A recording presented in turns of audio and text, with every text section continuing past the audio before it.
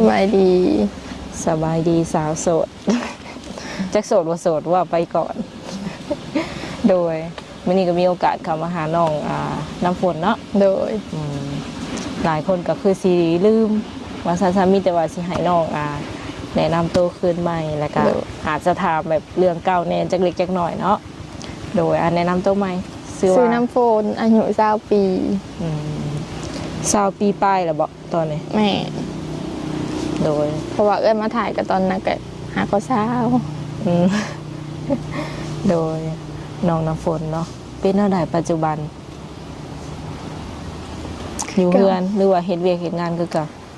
ขายเครื่องเก่าแต่ว่าย้ายออกไปขายอยู่นอกบ่อนมันได้ขายกว่านี้โอ้ใกล้บ่บ่ไกลอยู่น้องโกมย้ายไปน้องโกมพูดโดยเพราะว่ามาเมื่อก่อนก็คือขายอยู่ในเฮือนเนาะโดยมันบ่ได้ขายบ่มันเป็นอยู่ในแล้วมันก็เป็นขี้ดินแดงแบบนี้คันว่าสิไปตั้งขายหน้าทางมันก็ขี้ฝุ่นโดยน้องน้ำฝนเนาะทุกคน คือผ่านมาน้องหลาเองก็เคยสั่งครอบครัวบ่เคยก็เป็นผู้สาวที่ว่ายังบ่เคยผ่านการแต่งงานเนาะโดยเคยมีผู้บ่าวผู้แพรวอยู่บ่พอมีเป็นอะไรสักแต่ละคนที่ว่าเขามาคุยกับน้องเนี่ยโอเคอยู่บ่บางคนเขาเจ้าก็อารมณ์ร้อนสิอยากให้เวลาเฮาค้าขายเครื่องเขาเจ้าก็โทรมาเลยเฮาก็บ่มีเวลาหับเฮาขายเครื่องอยู่แล้วเขาก็ว่าเฮาขี้ตัวถ่ายรูปให้เพิ่นเบิ่งอยู่บ่ถ่ายรูปให้เบิ่งตลอดเวลาขายเครื่องแล้วก็ไปตลาดก็ถ่ายให้เบิ่งเลยเป็นอะไรลงโตกันอยู่บ่หรือว่าเพิ่นก็บ่เข้าใจเลยบ่ฮู้เพิ่นก็มีแต่ว่าให้แล้วก็มีแต่ว่าอยากไปจ้ะแบบซี่หั่นนะแต่บัดนี้พอรู้สึกว่าตัวเองผิดแล้วก็มาง้อแบบซี่หั่นนะมันหลายเถื่อแล้วหั่นนะโดยเอาง่ายๆก็คือแบบยังบ่ตรงปานใดเนาะคือคล้ายเครื่องนี่คล้ายเครื่องแท้แล้วว่าน้องรัดโดยเราก็ได้แบบถ่ายรูปถ่ายอย่างให้เพิ่นเบิ่งอยู่น้องก็ถ่ายรูปคือน้องเฮ็ดเวียกหรือว่าคล้ายเครื่องนี่เป็นช่วงไหนน้องล่ะตอนแรกประมาณ4 โมง5 โมงขึ้นไปบ่โดยฮอด8 โมงคันช่วงกลางเว้นแบบนี้ได้ตอนเช้าตอนเที่ยงอย่างประมาณนี้มีแต่ไปตลาดแล้วก็เฮ็ดเครื่องไว้ตอนแรกก็ได้ขายเป็นช่วงเช้าช่วงก็เป็นช่วงเช้าช่วงอย่างประมาณนี้นี่แบบเพิ่นก็สามารถโทรได้บ่หรือว่าได้แต่ว่าเพิ่นยังค้าเวียกแล้วบัดนี้เฮาขายเครื่องแล้วเพิ่นเลิกเวียกแล้วเพิ่นก็อยากโทรมาแบบซี่นะอันนี้สำหรับบุคคลหนึ่งแล้ววะดูก็มีแต่ว่าเวลาเพิ่นก็อาจจะแบบบ่ค่อยคงที่ปานใดเนาะแม่หากเวลาขายเครื่องลูกค้าเขาตลอดเลยบ่น้องล่ะก็บ่ตลอดมันก็บ่ได้สู่ขายปานใดเด้เป็นบางมื้อ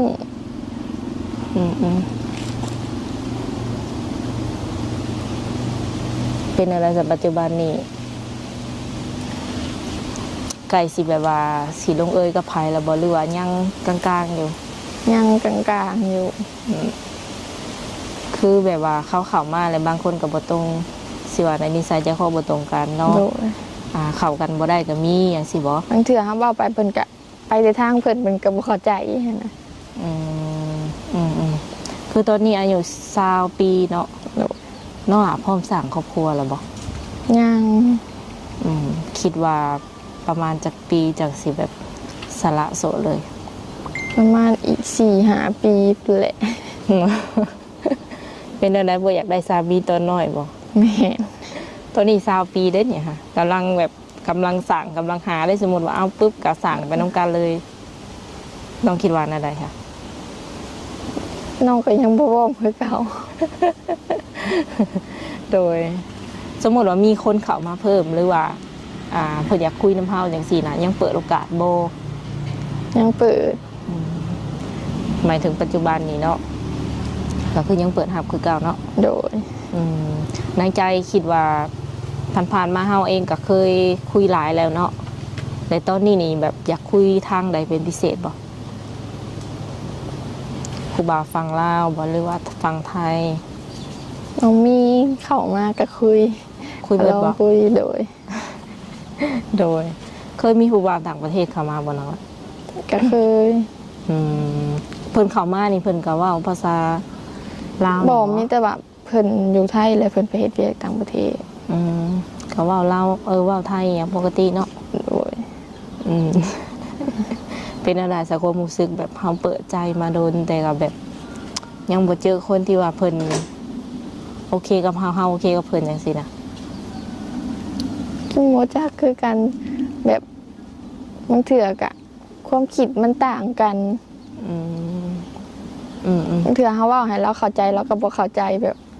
เราก็ไปแต่ลาวสิก็เลยว่ารู้สึกว่านี่เราให้เราไปหาผู้ใหม่สิ มันเสียเวลาเราแล้วก็นั่นนี่แหละ โอ้เราบอกเจ้าหันเนาะ โดย เจะปล่อยวางได้บ่ซะ ก็ข ห อ มายถึงว่าปล่อยเพิ่นได้บ่สมมุติว่าเพิ่นสิไปอีหลีคนคุยอะไร ก็คิดเบิ่งก่อน ก็ง้ออยู่เวลาเว่าก็ง้ออยู่ คันสิบ่ขายเลยก็ได้บ่เลยเป็นไปได้บ่สมมุติว่าบ่ขายเครื่องเลย บ่ได้ ต้องขาย ต้องทำมาหากินเนาะเพื่อปากเพื่อท้องเวลาขายเครื่องได้เงินหลายบ่น้องล่ะ บ่ฮอดประมาณ300,000 ต่อมื้อบ่ โดย เฉพาะกำไรหรือว่ารวมเบิดเลย รวมเบิดเลย บางมือมันก็ขายบ่ดี ก็คือน้องน้ำฝนเพิ่นเป็นแม่ค้าเนาะขายอีหยังน้องละว่าไหมดู ขายลูกชิ้น จนว่า FC ใหม่สิงงว่าอีหยังขายอยู่ว่าซั่น ขายลูกชิ้น โดย ว่าง่ายๆนี่อีหยังก็ซื้อมัน ปิ้งจีนแบบนี้ แต่ว่าเครื่องบ่หลายคือในเมืองแบบนี้ โอ้กับมีเล็กๆน้อยๆพอได้แบบขายดำหน่อยซื่อ โดยพอขายในแถวบ้านตัวเอง มือละ300,000กีบเนาะแต่ก็รวมหันรวมหนีเนาะยังพันได้แง่ แม่ เนาะ แล้วก็ได้ไปตลาดได้ลงตลาดนี่ เฮ็ดเองทุกอย่างบ่ โดย คนเดียวเจ้า บางเทื่อน้องก็ซอยสิ ผ่านมาน้องหล่าเองก็เคยแบบไปเหตุการณ์อยู่หมองอื่นอยู่บ่ เคยไปเฮ็ดอยู่โรงงาน อยู่ฝั่งลาว โดย ฝั่งไทยเด้ บ่ เคยไปหรือยัง บ่ ไป คย เล่นเด้ ไปลินก็บ่เคย ลักๆแล้วแบบน้องมักคนแบบนิสัยแบบใดซะน้องล่ะ คน ทรงสิไปกันได้แน่ คนบ่ใจฮ้อนแบบเข้าใจเฮาง่ายแบบสินะเวลาเฮาเว้าหยังก็เข้าใจบ่แม่นว่าสิแบบพืดพัดเลยแบบมีแต่เว้าให้น้องว่าน้องหันขี้ตัวโลดบ่ฟังเหตุผลเลย ทั้งที่น้องก็ถ่ายรูปไปเบิ่งว่าน้องค้าขายของแล้วก็บางเทื่อน้องก็เฮ็ดกินข้าวตอนแลงแล้วเพิ่นก็โทรมาเลยน้องก็ปะโทรศัพท์ไว้อยู่ห้านสิซะเพิ่นก็ว่าเฮาตัว ลักๆแล้วอยากคุยกับผู้บ่าวแบบประมาณอายุประมาณเท่าไหร่ ประมาณ40 50ประมาณนี้ เจ้าสาว40ขึ้นไปแบบ60อย่างประมาณนี้มีสิทธิ์อยู่บ่ โดยก็ลองลมเบิ่ง ยังได้อยู่เนาะแสดงว่าเคยเห็นอยู่แล้วว่าผู้บ่าวแบบรุ่นใหญ่40 50 60 ปี เคย ทรงสิโอเคอยู่บ่สมมุติว่าคบกัน เคยเห็นอยู่ว่าอะไรแบบครูก็จะเอาแบบว่าสิว่าไหน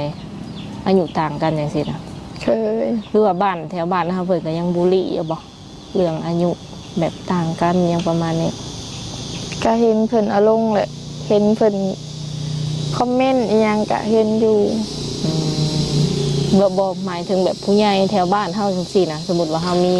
แฟนอายุหลายเนาะอายุรุ่นลื่นกันหลายหรือว่าบ้านเฮาก็อาจจะห้องว่าเฒ่าจังซี่นะ โดย เพิ่นก็เว้าควันเว้าหยังแบบบูลลี่หยังบูลลี่อยู่บ่ ว้าว คนแถ แต่ ว บ่ บ้าน สนดอก โอ้ แต่พ่อแม่เฮาเข้าใจ เออแสดงว่าเว้าอยู่หักน้องบ่แค่ โดย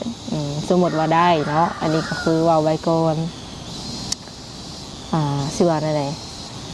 คือในใจนี่หมู่เว้าอยู่แต่ว่าเจ้าบ่อายจังซี่ โด บ่ ย ไผสิว่าอะไรก็บ่อาย โดย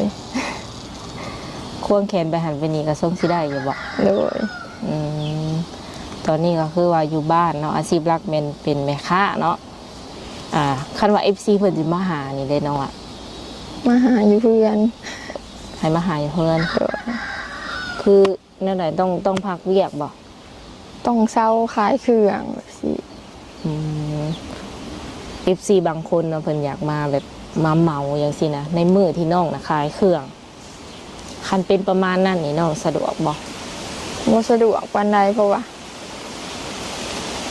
เขาเศร้าเพื่อนพี่น้องหั่นเด้เราบ่อยากรบกวนเพิ่น อืม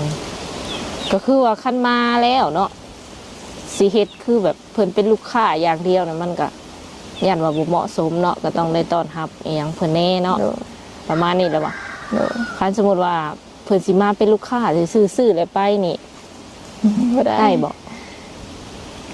กะเพิ่นสิว่าต้อนรับบ่ดีบ่ เออ ก็เลยว่าเพื่อนสะดวกกว่า อืมก็คือมันอาจจะน่าเกลียดโพดเนาะประมาณนี้ในความคิดของน้องเพิ่นนะแต่ FC ก็อาจสิคิดว่าเอาเป็นหยังคือบ่ให้มาซื้อจังซี่นะเนาะอยากมาซื้อเป็นหยังคือบ่ให้มา โดย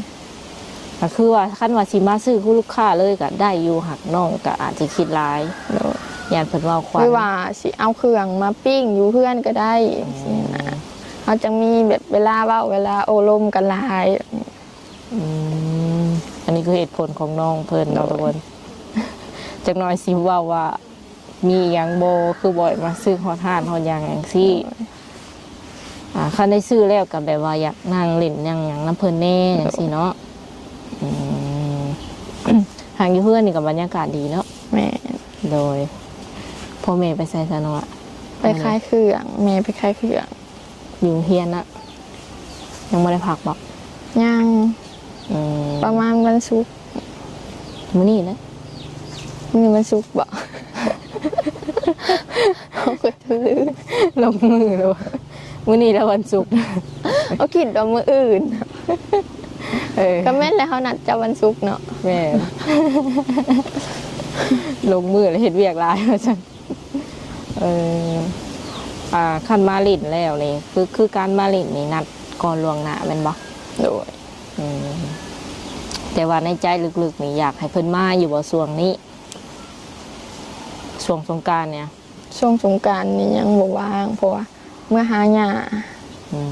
ม ปู่เพิ่นก็เสียแล้วแบบนี้เพิ่นเสียบางเดือนก่อน ก็เลยเมื่อหาเพิ่นมาอยู่กับเพิ่นก่อน อืม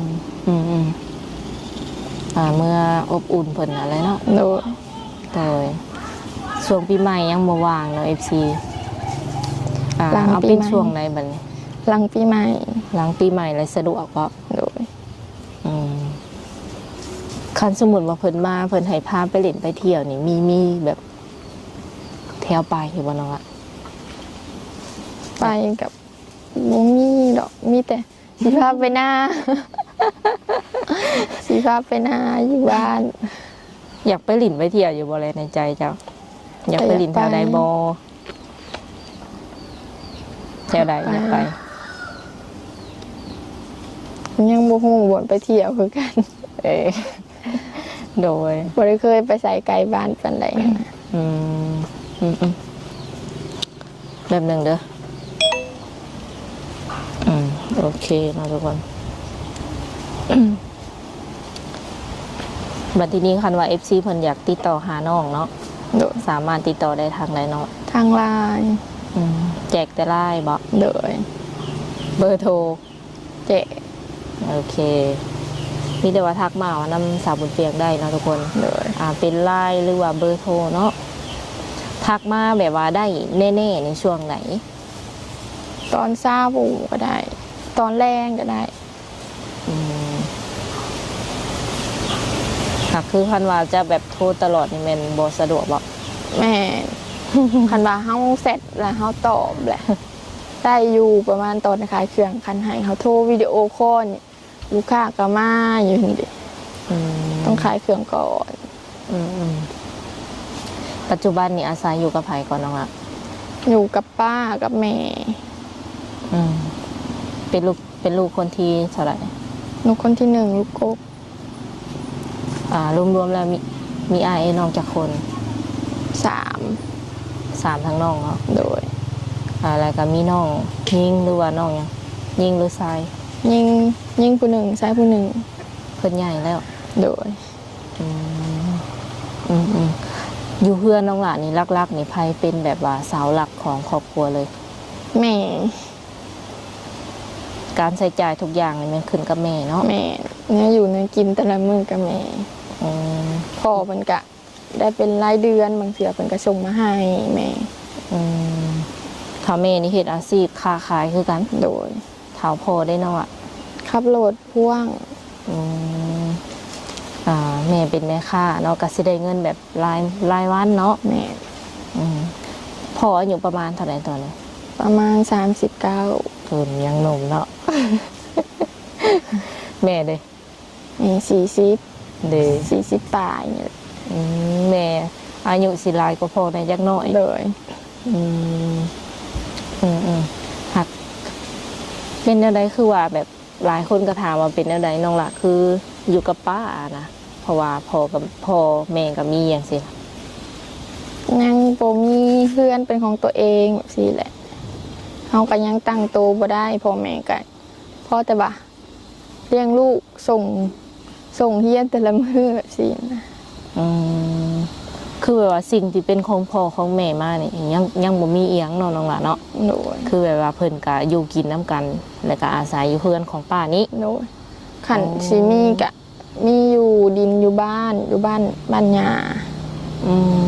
ซื้อไว้แม่ก็พอซื้อไว้ แต่ว่ายังบ่มีโอกาสสิได้เฮ็ด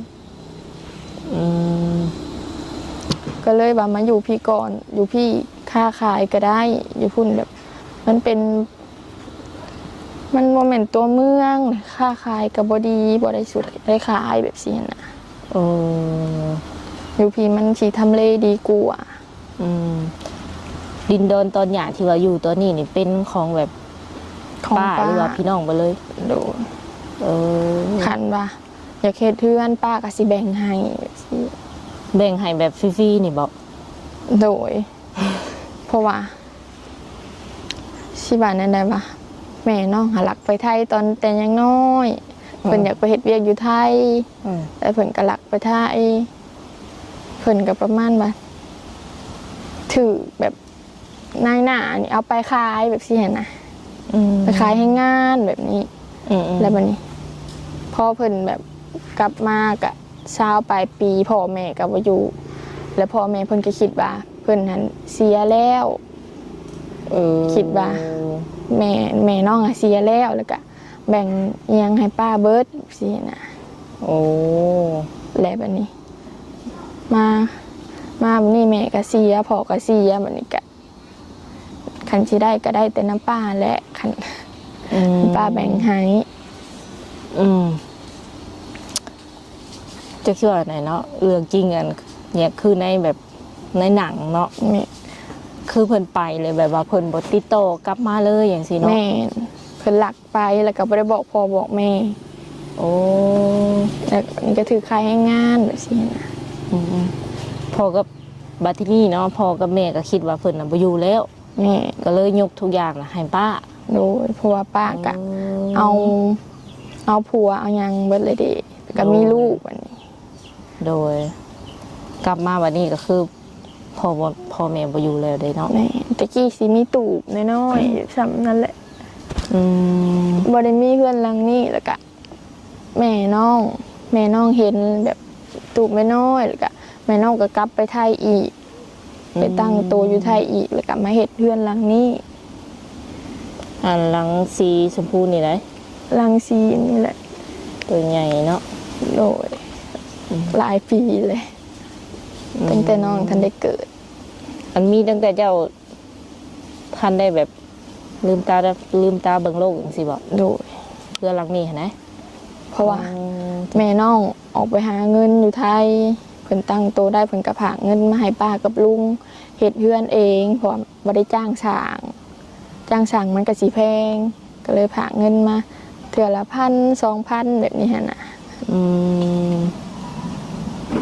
แล้วก็คอยก่อไปเทื่อละน้อย มันก็อยากยากเนาะน้องหลานเนาะ โดย เพราะว่า ดินกับดินเพิ่น แม่ แล้วก็อยู่น้ำกันแบบนี้แหละเด้ป้าเพิ่นก็ลูกสาวเพิ่นก็เฮ็ดผากเงินมาเฮ็ดเฮือนหลังน้อยนี่ อืมในความคิดแบบว่าน้องก็อยากเฮ็ดเฮือนเป็นของตัวเองอยู่บอก โดย กับบความหมายก็คือบ่อยากอยู่น้ำเพิ่นแบบตลอดไปอย่างสีเนาะเพราะว่าตั้งแต่ข้าวพ่อข้าวแม่กับเพิ่นก็อยู่นี่แล้วคันแยกออกก็สิแยกอยู่นี่บ่หรือว่าสิไปอยู่แบบ บางทีก็อาจสิคันมีเงินก็สิขอป้าปลุกอยู่นี่เพราะว่าขายเครื่องขายของมันก็ดีแบบ อืมอืม มันก็สิเป็นตัวเมืองกว่าอยู่พุ่นอยู่บ้านพอ อืมฐานะนี่เป็นแบบ